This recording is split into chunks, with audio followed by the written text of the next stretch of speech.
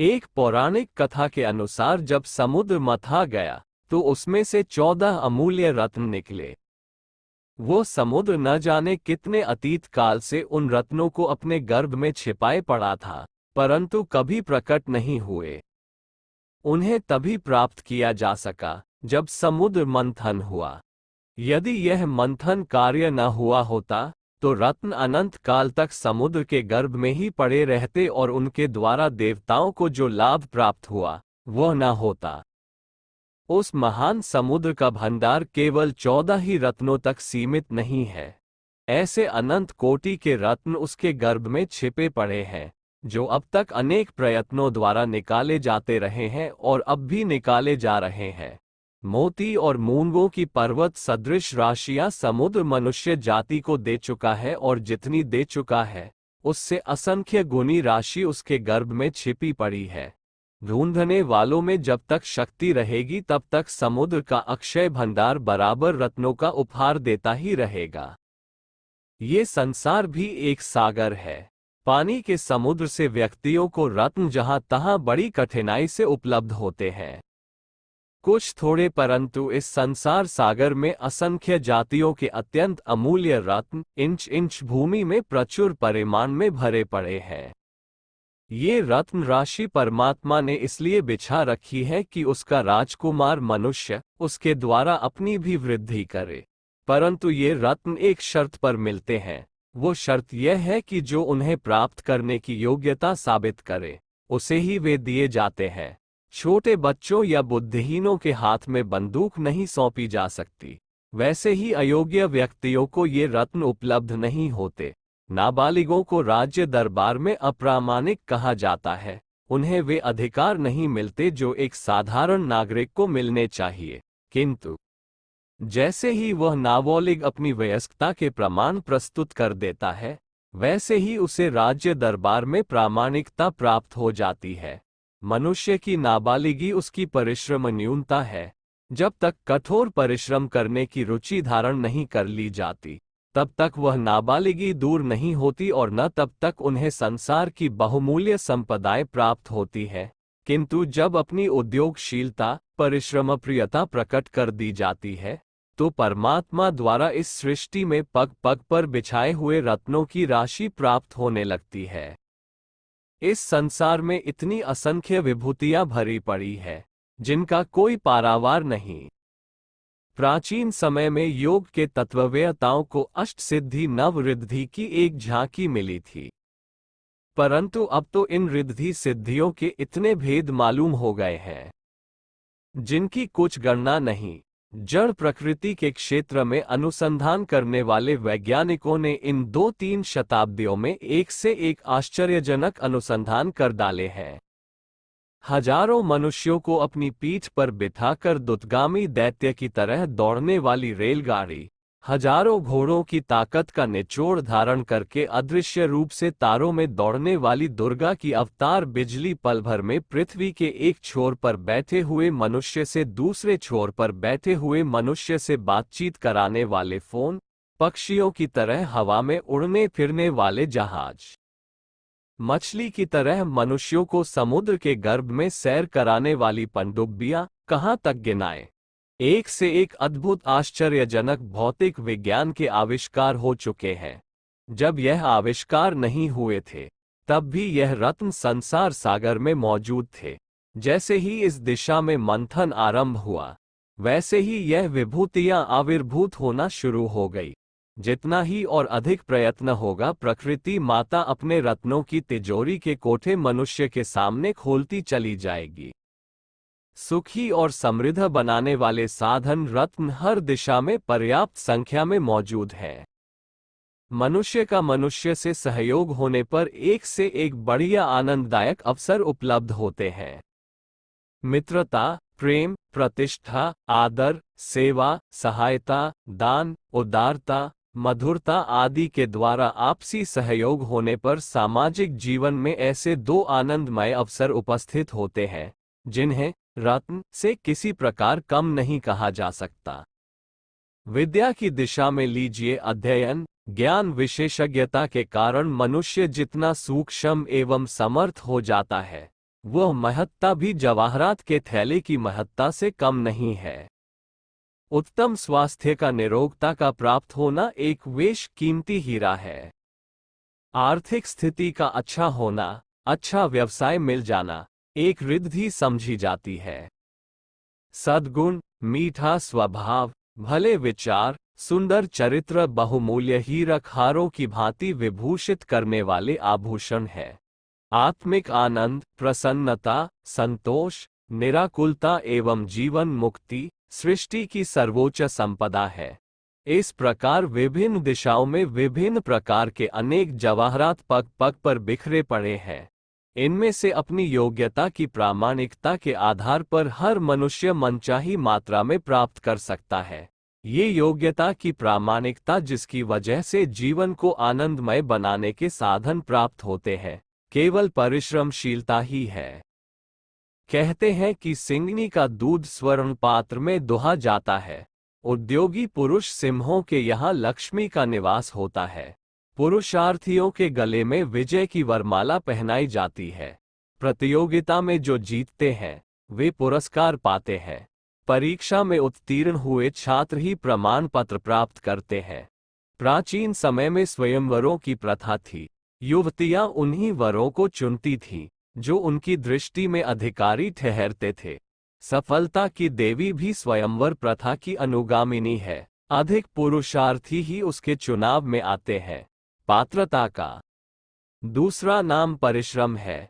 कहते हैं पैसा हाथ का मैल है, अर्थात हाथ को घिसने से पैसा प्राप्त होता है। पसीने की कमाई ये शब्द नित्य के बोलचाल में प्रयुक्त होता है। इसका भावार्थ है कि कमाई पसीना बहाने से हुआ करती है। परिश्रम एक उत्पादक शक्ति है जिससे वस्तुएं पैदा होती हैं। संघर्ष में से जीवन की उत्पत्ति होती है।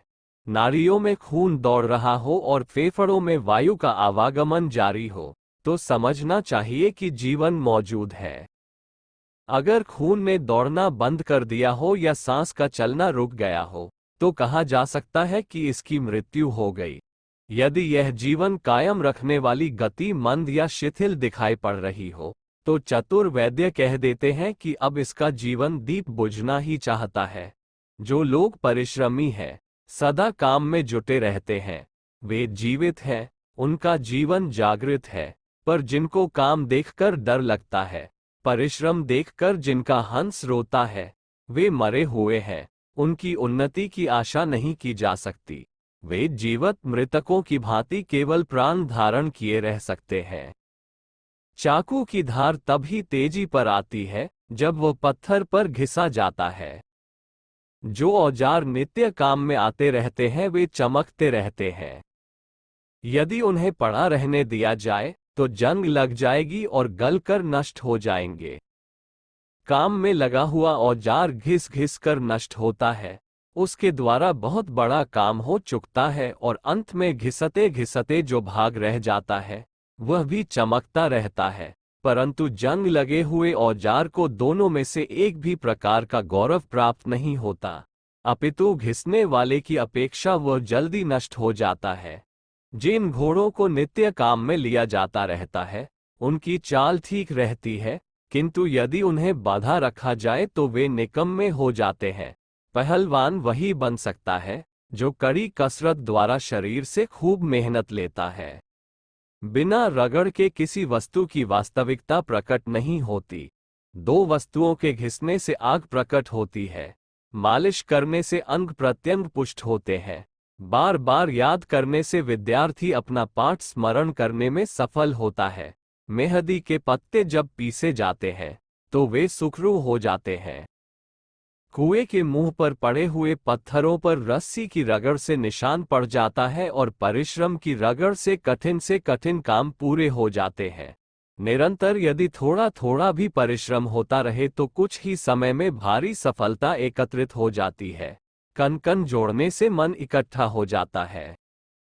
महात्मा गांधी का समय बहुत ही कार्य व्यस्त रहता था। ये सदा कामों में डूबे रहते थे। उन्हें जरा भी फुर्सत नहीं मिलती। तो भी उन्होंने एक घंटा नित्य का समय निकालकर कुछ ही दिनों में भारत की करीब 1 दर्जन प्रांतीय भाषाएं वृद्धावस्था में भली प्रकार सीख ली थी। फुर्सत न मिलने का बहाना बहुत ही झूठा बहाना है। जिस विषय में मनुष्य की दिलचस्पी हो, उसके लिए वो जरूर ही थोड़ा बहुत समय निकाल सकता है। 24 घंटे में से आराम के 8 घंटे छोड़कर 16 घंटे समय बचता है। इसमें से इच्छित विषय का अभ्यास करने के लिए थोड़ा समय निकाला ही जा सकता है। जो लोग फुर्सत का बहाना करते हैं, उनका भावार्थ वास्तव में परिश्रम से जी चुराना होता है। जो श्रम नहीं करना चाहता, उसके लिए कभी फुर्सत नहीं। जरा जरा से काम जो हंसते खेलते चलते फिरते हो सकते हैं, उसे पहाड़ की तरह मालूम पड़ते हैं, और एक ऐसा ही छोटा काम कर लेने पर वह इतनी थकान महसूस करता है कि मानो कोई बड़ा भारी किला फतह कर चुका हो। ऐसे लोग थोड़ा सा काम करने के बाद झुंझला जाते हैं, कराहते हैं, लंबे उसास भरते हैं, बेचैनी अनुभव करते हैं, और बुड्ढों की तरह उल्टा मुंह करके पड़े रहते हैं। कभी कभी शारीरिक कमजोरी के कारण मनुष्य की क्रिया शक्ति कुंठित हो जाती है और थोड़े से परिश्रम से थकान आ जाती है। उसकी चिकित्सा करनी उचित है, परंतु अधिकांश व्यक्ति शारीरिक निर्बलता से नहीं वरन मानसिक निर्बलता से ग्रसित होते हैं। शारीरिक कमजोरी की अपेक्षा मन की कमजोरी के कारण शक्तियां अधिक कुंठित होती हैं। जिनका मन परिश्रम में रस लेता है, उन्हें फुर्सत न मिलने की शिकायत नहीं करनी पड़ती। वे अनेक झंझटों और कार्यों में व्यस्त रहते हुए भी अपने प्रिय विषय की साधना करने के लिए कोई न कोई समय ढूंढ ही निकालते हैं, और थोड़ा सा भी नियमित समय किसी कार्य के लिए निरंतर दिया जाता रहे, तो स्वल्पकाल में ही आश्चर्यजनक प्रगति दिखाई देने लगती है। यदि 1 घंटा नित्य व्यायाम या तेल मालिश के लिए नियत कर लिया जाए तो 1 वर्ष में शरीर की दशा कुछ से कुछ हो सकती है। यदि 1 घंटा रोज किसी दूसरी भाषा का अभ्यास किया जाए तो 1 वर्ष में उस भाषा का काम चलाओ ज्ञान भली प्रकार हो सकता है।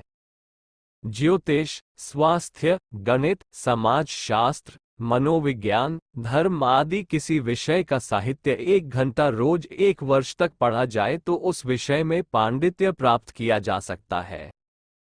1 घंटे जितना तुच्छ समय साधारणतः जीवन में कुछ विशेष महत्व नहीं रखता।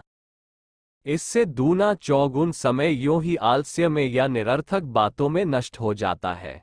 ध्यान देने पर, सतर्क दृष्टि से परीक्षण करने पर बहुत सा समय ऐसा निकल सकता है, जिसका यदि सदुपयोग किया जा सके तो बहुत अधिक काम हो सकता है। जहां परिश्रम में रुचि होती है, वहां बहुत सा समय निकल आता है। जहां मेहनत को देखते कलेजा कांपता है, वहां फुर्सत ढूंढे नहीं मिलती। निठल्ले या जरा सा हल्का काम करने वाले भी अपने को जब बहुत व्यस्त समझे, तो उसे कामचोरी का एक बहाना ही कहा जा सकता है। चाहे कोई आदमी कितना ही बड़ा या अमीर क्यों ना हो, पर उसको भी परिश्रम करना आवश्यक है। बड़े बड़े करोड़पति धन कुबेर निठल्ले नहीं पड़े रहते, वरन साधारण मजदूरों की अपेक्षा अधिक काम करते हैं। यदि वे इतना काम न करें, तो उनकी संपत्ति का दिन दिन बढ़ते जाना रुक ही न जाए, वरन उल्टी घटोत्तरी होने लगे। लक्ष्मी उनके यहाँ निवास करती है जो उद्योगी पुरुष सिंह है। जो पुरुष अपनी उद्योग परायणता और परिश्रमशीलता को खो बैठता है, वह लक्ष्मी का प्रिय पात्रम नहीं बन सकता। संपदाएं उसके यहाँ ठहर नहीं सकती। अकर्मण्यता दरिद्रता की सहेली है। जहाँ अकर्मण्यता रहेगी, वहाँ किसी न किसी प्रकार दरिद्रता जरूर पहुँच जाएगी। प्राचीन समय में हमारे पूजनीय पूर्वज श्रमपरायणता का महत्व भली प्रकार समझते थे, इसलिए उन्होंने इसे पुनीत धार्मिक कृत्यों में बहुत ऊंचा स्थान दिया है। आध्यात्मिक साधना में उसकी प्रमुख स्थापना की है। तपश्चर्या ये शब्द धार्मिक जगत में बड़े आदर के साथ उच्चारण किया जाता है। तपस्या शब्द हमारे हृदयों में आदर एवं श्रद्धा का संचार करता है। तपस्वी व्यक्ति के लिए हमारा मस्तक ही श्रद्धा से नत हो जाता है। ये तपस्या क्या है? श्रेष्ठ, उचित एवं उन्नतिशील कार्यों के लिए परिश्रम करना और उस मार्ग में जो कष्ट आते हो उन्हें सहन करना, यही तपस्या की परिभाषा है। ऋषि मुनियों के जीवन तपस्या में होते थे। वे तपश्चर्या की साधना में पर्याप्त समय लगाते थे। विद्या से भी अधिक, दान से भी अधिक तपस्या को महत्व दिया जाता था, क्योंकि विद्या और ज्ञान से मस्तिष्क का विकास तो होता है, पर वह चेतना उत्पन्न नहीं होती जिसके द्वारा उस मस्तिष्क के विकास को कार्य रूप में परिणत किया जा सके, जीवन व्यवहार में लाया जा सके। जिसे कठोर परिश्रम का अभ्यास है, वह ही अपने उन्नतिशील विचारों के अनुसार आचरण कर सकता है। स्वभावतः ऊपर चढ़ने में अधिक परिश्रम पड़ता है। सीढ़ियों पर चढ़कर ऊपर की मंजिल पर पहुंचने वाले एवं पर्वतों के शिखर की ऊंची यात्रा करने वाले जानते हैं कि उनके पैरों को समतल भूमि पर चढ़ने की अपेक्षा अधिक कार्य करना पड़ता है। जिसके पैर इस अधिक कार्य का बोझ उठाने को तैयार न हो, वे ऊंचे स्थान पर पहुंचने का आनंद नहीं लूट सकते। ऊपर से नीचे खिसल पड़ना सुगम है। 200 फीट ऊंची दीवार से कोई व्यक्ति गिरे तो 2-4 सेकंड में ही बिना हाथ पैर हिलाए उस रास्ते को पार करके जमीन पर आ गिरेगा, परंतु उतनी ऊंचाई तक चढ़ने के लिए काफी मेहनत करनी पड़ेगी। जीवन को अवनति के गड्ढे में पटक देने वाले कुविचार आसानी से क्रिया रूप में आ जाते हैं, पर ऊंचे उठाने वाले, उन्नति की ओर ले जाने वाले मार्ग पर चलने में काफी प्रयत्न और परिश्रम करना पड़ता है। वासनाओं से काफी संघर्ष लेना पड़ता है, तब कहीं जाकर सफलता मिलती है। इसलिए ऊंचा चढ़ने की साधना का तपश्चर्या से अनन्य संबंध है।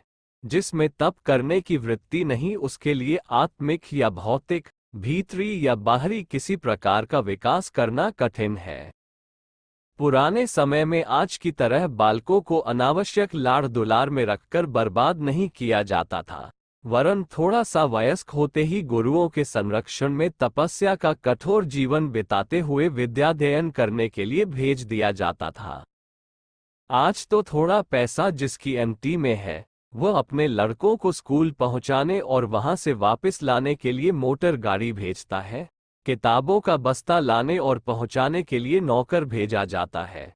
इस प्रकार अपने धनीपन के अहंकार की पूर्ति करने के लिए बालकों को आरंभ से ही काहिल, परिश्रम से जी चुराने वाला बनाया जाता है। अंत में वे लड़के माँ बाप दोनों की कमाई को फूंकते हुए काहिली की जिंदगी बिताते हैं। परंतु पहले ऐसा नहीं होता था। महाराजा दशरथ के पास रथ गाड़ी जरूर रही होगी, न रही होगी तो बनवाने लायक पैसा जरूर रहा होगा, तो भी उन्होंने अपने राजकुमारों को विश्वामित्र के आश्रम में तपस्वियों की तरह जीवन बिताते हुए शिक्षा प्राप्त करने के लिए भेजा। करोड़ों रुपयों की संपत्ति रखने वाले नंद जी ने अपने बालक श्री कृष्ण को 400 मील दूर उज्जैन में संदीपन ऋषि के आश्रम में विद्याध्ययन के लिए भेजा।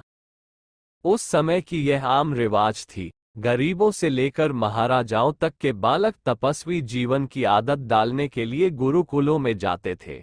फलस्वरूप हनुमान, जामवंत, भीम, अर्जुन, द्रोण, भीष्म, कर्ण जैसे योद्धाओं से भारत भूमि पटी पड़ी थी। आज मोटर गाड़ी में बैठकर स्कूल को जाने वाले बच्चों के माँ बाप सत्यानाशी दुलार की अति दिखाकर उन्हें लुंज पुंज बना देते हैं। वे बड़े होकर जुल्फे काढ़ने, फैशन या सिनेमा थिएटरों के चक्कर काटने के अतिरिक्त कोई पुरुषार्थ पूर्ण प्रगति नहीं कर पाते। प्राचीन समय में ट्यूटर नौकर रखकर बच्चों को घर पर पढ़वाने लायक पैसे वाले लोग भी थे, परंतु वे जानते थे वह विद्या जो इतने नाजुकपन से सीखी गई हो सिवाय क्लर्क की नौकरी दिलाने के और किसी काम नहीं आ सकती। इसलिए बालकों को भावी जीवन में कठोर, कर्मठ, पुरुषार्थी बनाने के लिए आरंभ से ही विद्यालय में तपश्चर्या भी पढ़ाई जाती थी। जिन बालकों का तपस्या में वातावरण में विकास होता है, वे ही बड़े होकर महापुरुषों के रूप में संसार के समक्ष आकर जगमगाते हैं। पौराणिक गाथाओं में ऐसे उपाख्यान भरे पड़े हैं जिनमें इस प्रकार के वर्णन मिलते हैं कि अमुक व्यक्ति ने तपस्या की, तपस्या से प्रसन्न होकर देवताओं ने उनको मनोवांछित वरदान दिए। भागीरथ जी तपस्या करके गंगा जी को लाए, प्रहलाद ने तप करके राज्य पाया। पार्वती जी ने तप करके शिव जी को विवाह। केवल दैवी प्रकृति के लोगों ने ही वरदान पाए हैं, ऐसा नहीं, आसुरी प्रकृति के लोगों ने भी अपनी आसुरी तपस्या द्वारा वैसे ही वरदान पाए थे। रावण ने अपने शीश शंकर जी को समर्पण करके वरदान पाए थे।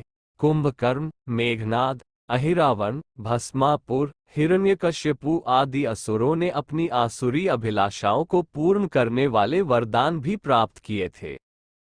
तपस्या एक कल्पवृक्ष के समान है।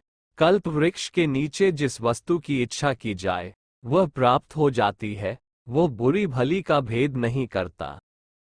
अमृत मांगने पर अमृत और विष मांगने पर विष उसके द्वारा मिल जाता है। तपस्या भी ऐसा ही कल्पवृक्ष है, उसके द्वारा मनुष्य अभीष्ट वस्तुओं को प्राप्त कर सकता है। तप एक शक्ति है, जैसे पैसे की शक्ति से यश भी प्राप्त किया जा सकता है और पाप भी कमाया जा सकता है, जैसे बिजली की शक्ति से एक बड़ा भारी कारखाना भी चलाया जा सकता है और किसी का प्राण भी लिया जा सकता है, उसी प्रकार तप के द्वारा भले बुरे, उचित अनुचित सभी प्रकार के अभीष्ट सिद्ध होते हैं। शक्ति ही सफलता का स्रोत है। बल द्वारा ही उपार्जन होता है। वो बल जो सिद्धि का पिता है, परिश्रम का ही दूसरा रूप है। जो परिश्रमी हैं, वे ही सिद्धियों का उपभोग करते हैं।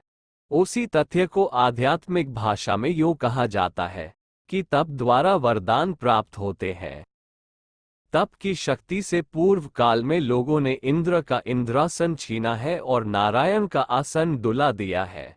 विश्व का कोई कठिनतम कार्य ऐसा नहीं जिसे तपश्चर्या द्वारा प्राप्त न किया जा सकता हो।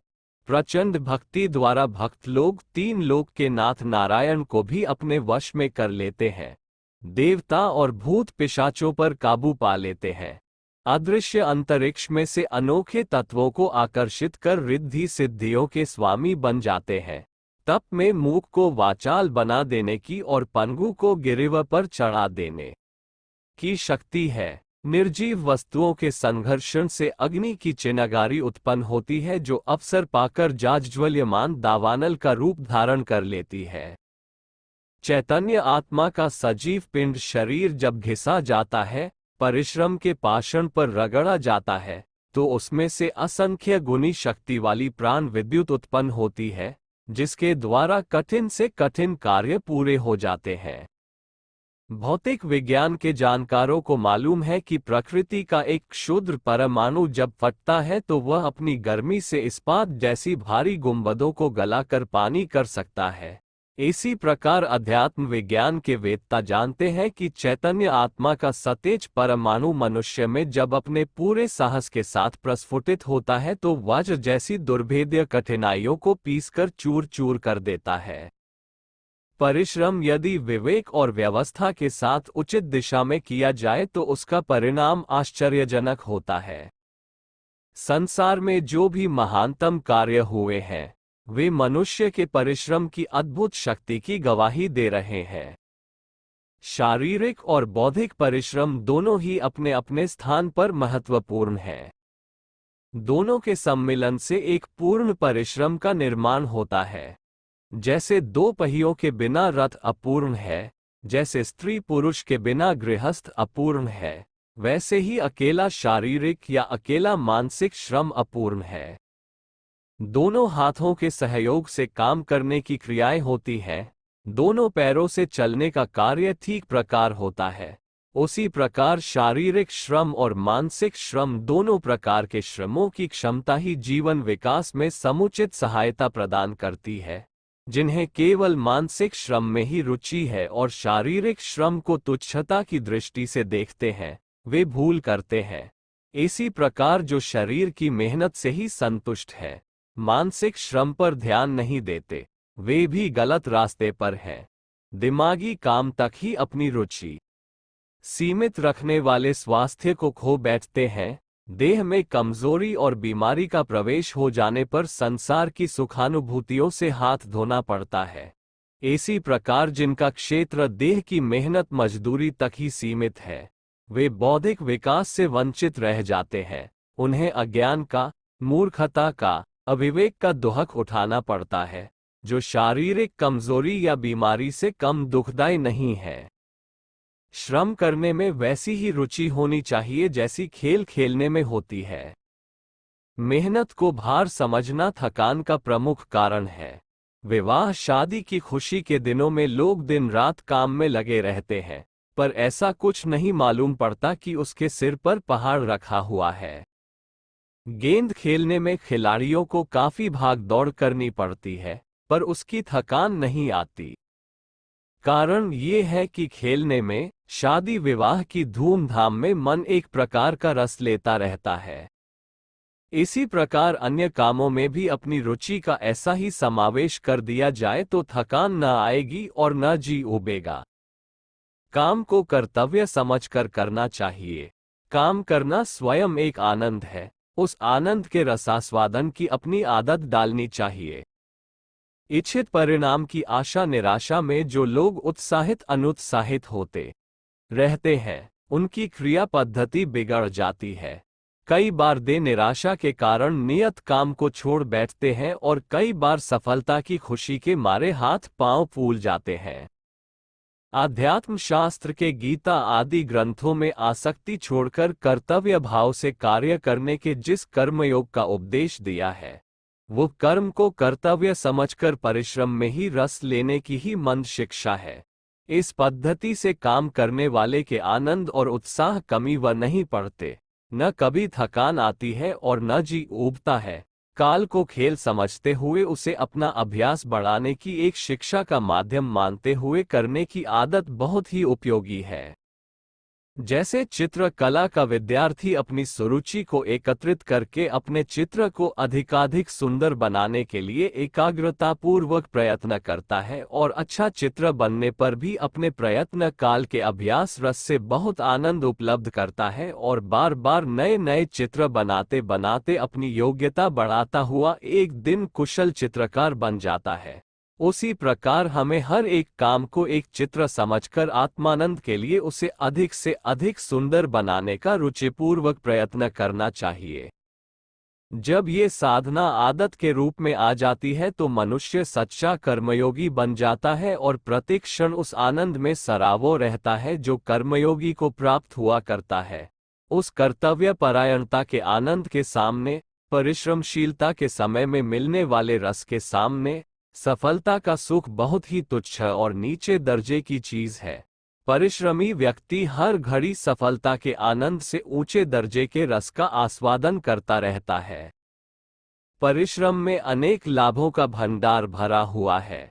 निरोगता, बलिष्ठता, दीर्घ जीवन, प्रफुल्लता, प्रगाढ़ निद्रा, चैतन्यता, स्फूर्ति, उत्साह, साहस, उत्पादन, बुद्धि वृद्धि, आत्मविश्वास आदि अनेक आनंददायक तत्वों की बढ़ोतरी होती है। कठिनाइयां सरल हो जाती है और दुर्लभता सुलभ बन जाती है। परिश्रम की सीढ़ियों पर पैर धरने वाला मनुष्य लगातार आगे बढ़ता जाता है और एक दिन वह अभिवृद्धि इतनी अधिक हो जाती है कि उसमें और उसके साथियों में जमीन आसमान का अंतर पड़ जाता है। बड़ों का बड़प्पन, महान पुरुषों की महानता, विद्वानों की विद्वत्ता एवं संपत्तिशालियों की संपदा और कुछ नहीं, केवल उनके परिश्रम का ही दूसरा रूप है। श्रम स्वर्ण का एक ढेला है, उसे जिस सांचे में ढाल दीजिए वह वैसा ही आभूषण बन जाएगा। जिस भी दिशा में मनुष्य मेहनत करता है, उसी दिशा में समृद्ध होता जाता है। इसलिए मेहनत के महत्व पर अधिकाधिक ध्यान देना चाहिए। उसे सच्ची जीवन सहचरी की भांति प्यार करना चाहिए। यह वह देवी है जो अपने भक्तों को निहाल कर देती है।